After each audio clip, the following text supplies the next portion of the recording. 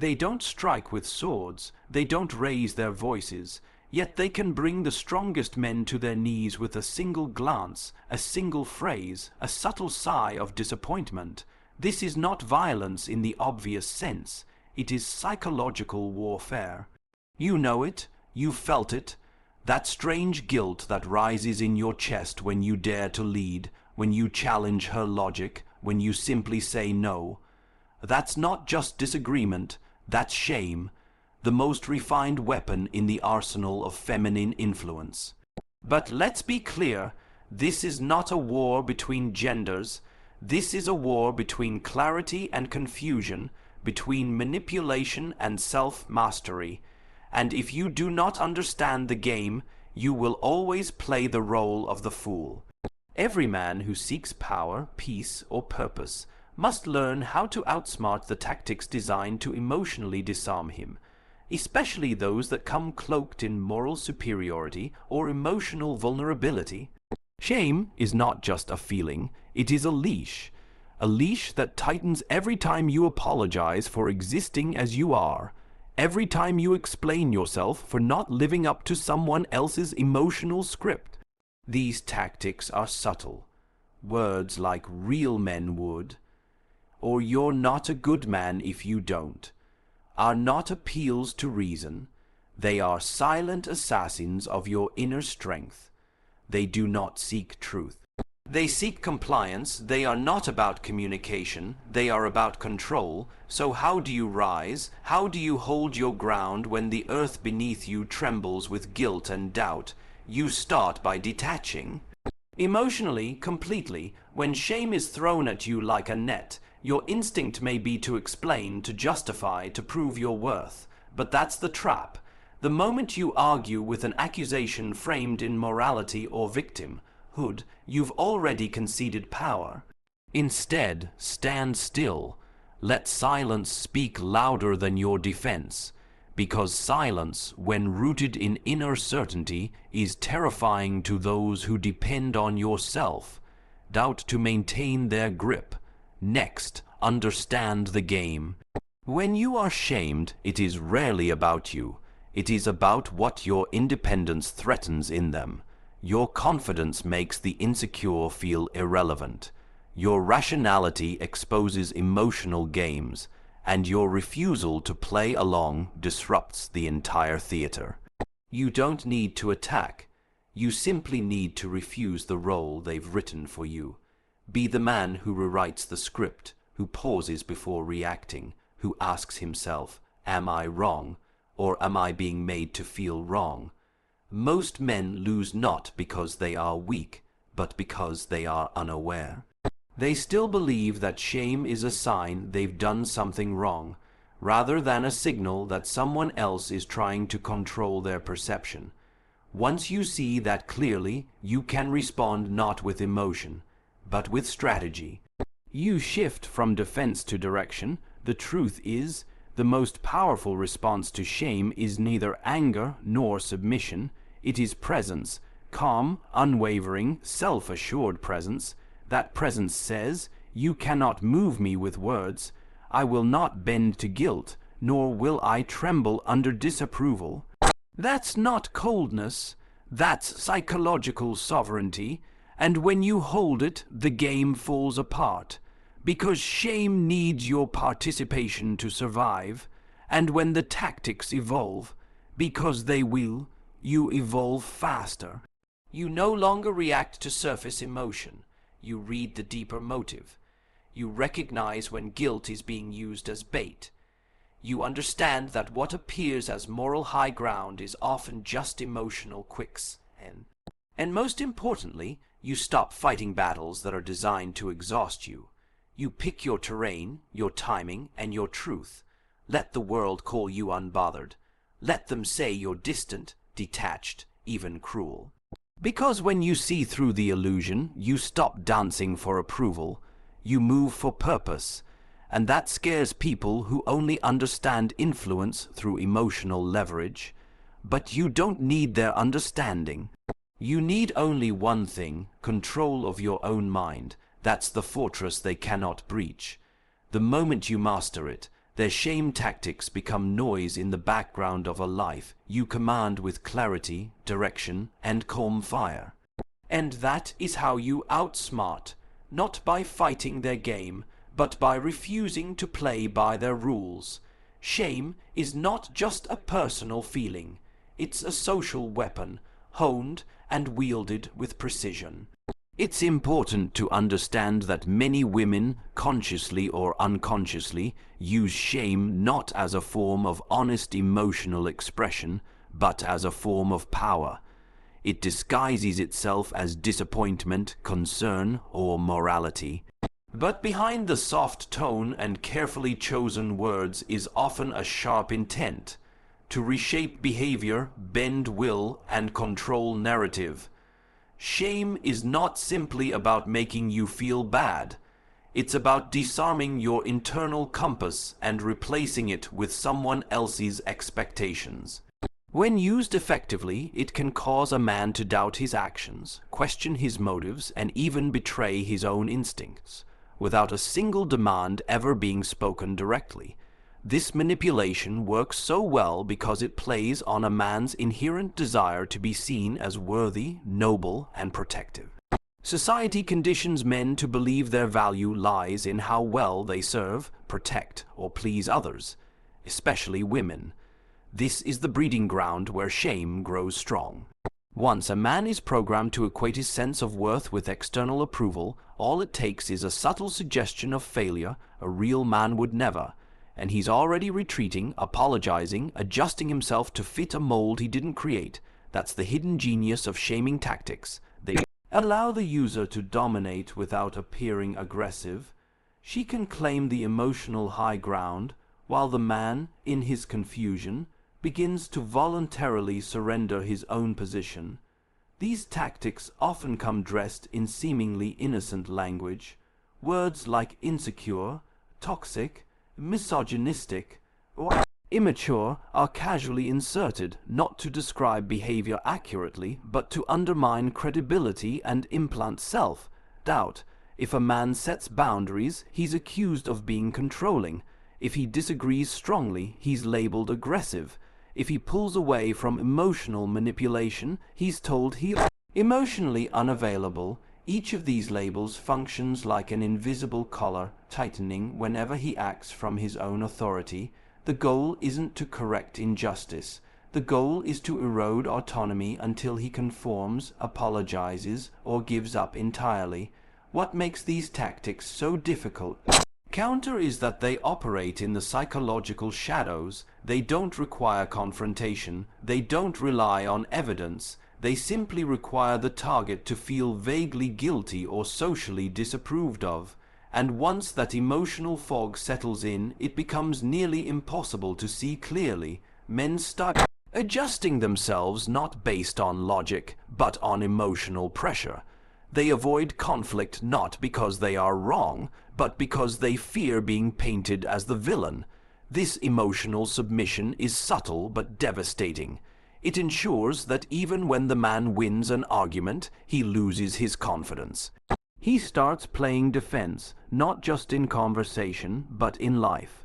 Understanding shame as a tool of control means recognizing the structure beneath the feelings. Shame is most effective when the user positions herself as a victim or moral authority. This is why many women will frame criticism in terms of hurt, disappointment, or emotional distress.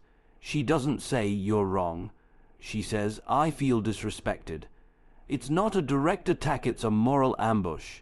Because now, if the man disagrees, he's not just wrong. He's cold, insensitive, and possibly abusive. This shift forces him to abandon reason and enter the emotional courtroom, where evidence doesn't matter, only perception. There is also a collective dimension to this tactic. When shame fails on a personal level, it's often escalated to the social level. A woman may enlist the opinions of friends, society, or online mobs to reinforce the emotional punishment. She doesn't need to prove anything. All she has to do is portray herself as the emotionally injured party. The man, now under social scrutiny, is compelled to defend himself not just against her accusations, but against the invisible judgment of an entire culture that has already decided his guilt. He becomes isolated, and in that isolation, his resistance weakens. This amplification of shame is one of the most efficient ways power is consolidated without physical force. What must be grasped with clarity is that shame-based manipulation is not about truth or justice. It is about influence, emotional leverage, and ultimately dominance. Many women who rely on this method do not view themselves as manipulators. They see themselves as righteous. That's part of the danger. When someone believes their emotional response gives them the moral right to shape another's behavior, the shaming becomes endless. There is no clear resolution because it's not about solving a conflict. It's about reinforcing a hierarchy where her feelings automatically outweigh his reasoning. When a man does not understand this game, he internalizes every guilt-laced accusation as a moral failure. He becomes smaller, more cautious, more eager to please. Over time, he loses the fire of his independence and becomes emotionally domesticated, living in fear of upsetting a delicate emotional balance that was never truly fair to begin with. That's the real cost of shame when it is left unexamined and unchecked. Not just lost arguments, but lost identity. To reclaim control in the face of shaming tactics, a man must master the art of emotional detachment. This is not indifference. It is not apathy. It is the deliberate and disciplined ability to separate one's internal state from external emotional provocations. When a woman uses shame, her primary goal is not just to make you feel wrong. It is to get an emotional reaction from you. She needs you to feel disoriented, guilty, or angry because those emotional responses are leverage points. They are openings through which influence can be inserted.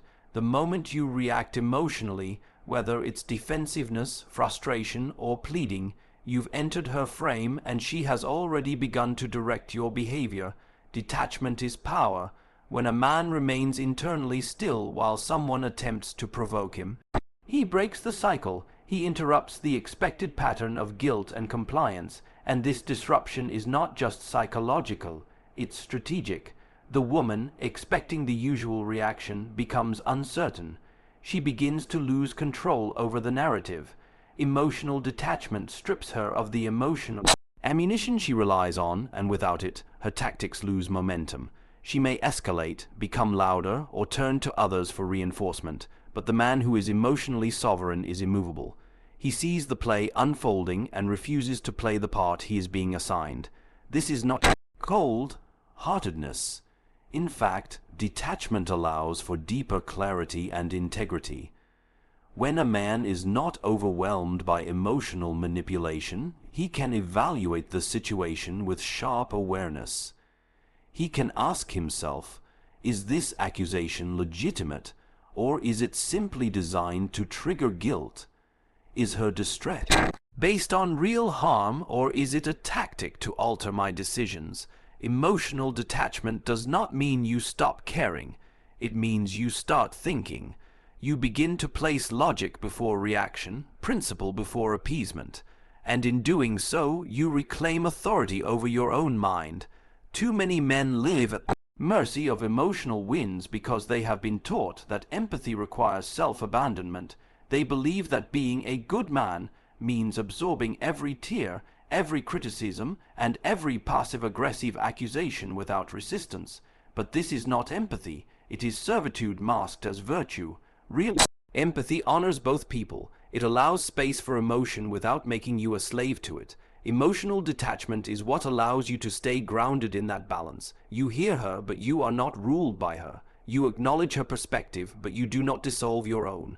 A detached man operates from a place of inner calm. His silence is not emptiness, it is intention.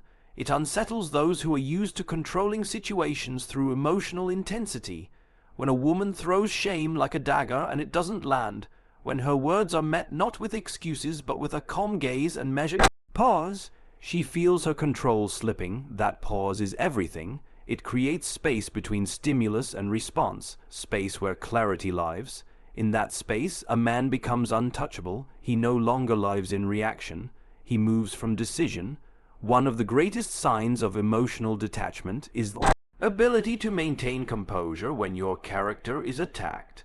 A man who knows himself does not need to prove himself. When someone calls him selfish for making a decision or cold for enforcing a boundary, he doesn't crumble into justification. He doesn't lash out. He simply stands. The moment you stop defending yourself unnecessarily, you signal that your validation comes from within.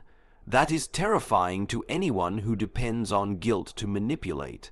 They can no longer enter your emotional system and steer it to their advantage. Detachment also breaks the cycle of self-betrayal. Every time a man surrenders his instincts to avoid upsetting a woman, he weakens his foundation. He begins to censor himself, doubt his thoughts, and suppress his desires, not because they are wrong, but because he has been conditioned to fear her disapproval. This is the slow erosion of masculine will. Emotional detachment halts that erosion. It creates a border between what is yours and what is hers. Her emotions may be intense, her accusations may be sharp, but they are hers, and you are not responsible for carrying them. A detached man learns to observe rather than absorb. He sees the patterns, how shame often follows independence, how guilt is used to reel him back into compliance, and in observing these patterns, he develops foresight. He anticipates the guilt trips, the loaded language, the selective memory. He does not prepare to argue, he prepares to remain still. He does not react impulsively, he responds strategically. Emotional detachment turns him into a quiet storm, one that cannot be directed or derailed by temporary emotional surges. This psychological discipline is built over time. It begins with awareness, grows with self-control, and strengthens with practice.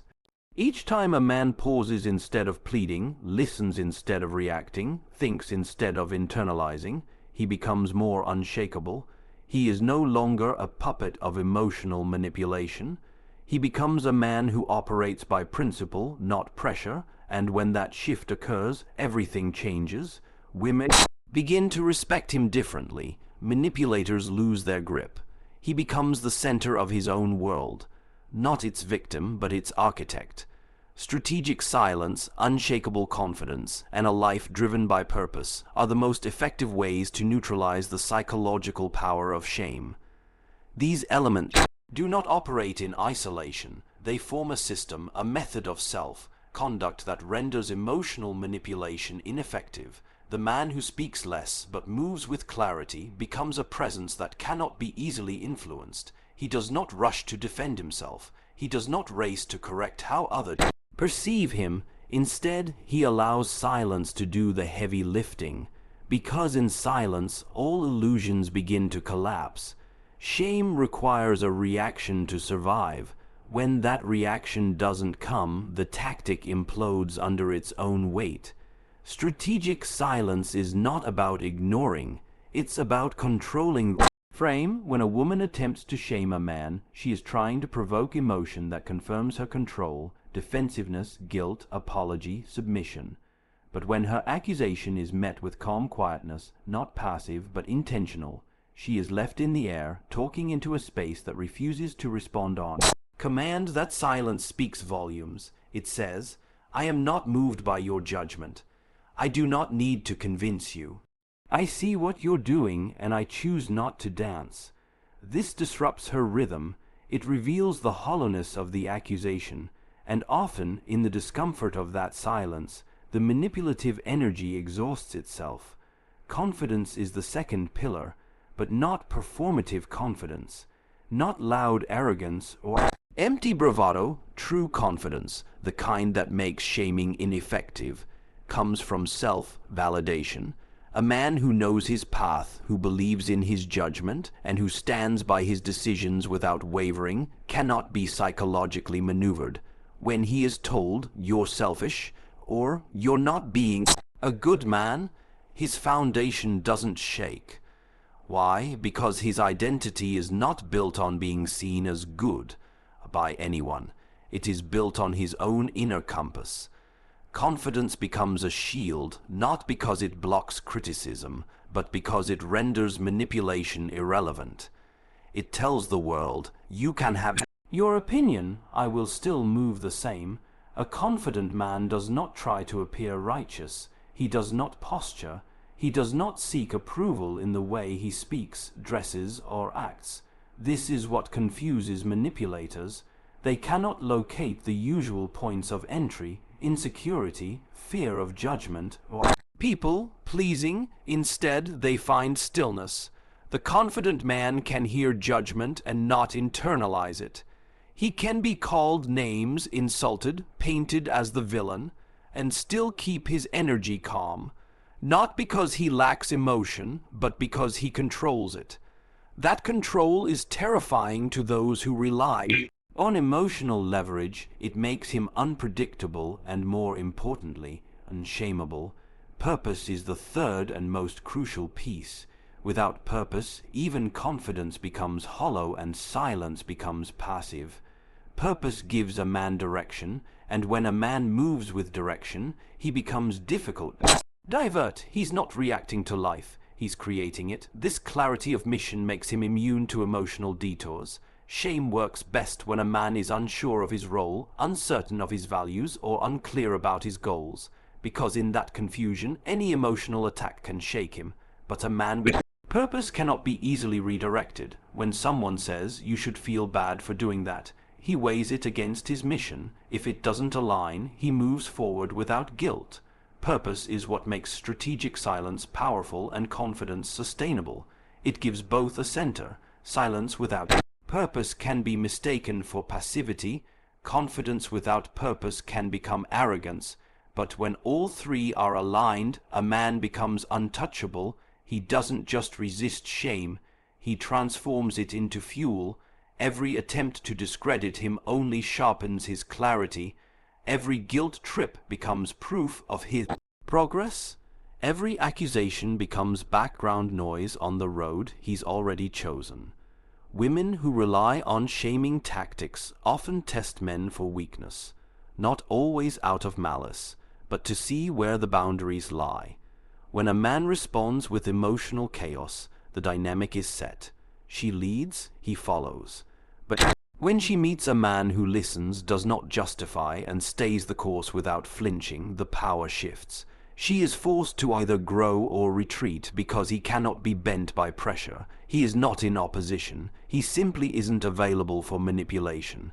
This triad of silence, confidence, and purpose does not mean you become emotionless or cruel. It means you become principled. It means you hold your ground not to hurt others, but to protect your own direction. You speak only when it adds value. You act only when it aligns with your code. You do not seek conflict, but you are unafraid of it. And when shame is used to knock you off balance, you stay rooted, because you were never depending on someone else's approval to begin with. This is the architecture of psychological freedom. No longer needing to explain your worth, no longer adjusting your truth to avoid discomfort, and no longer letting shame dictate how loudly or quietly you walk through the world.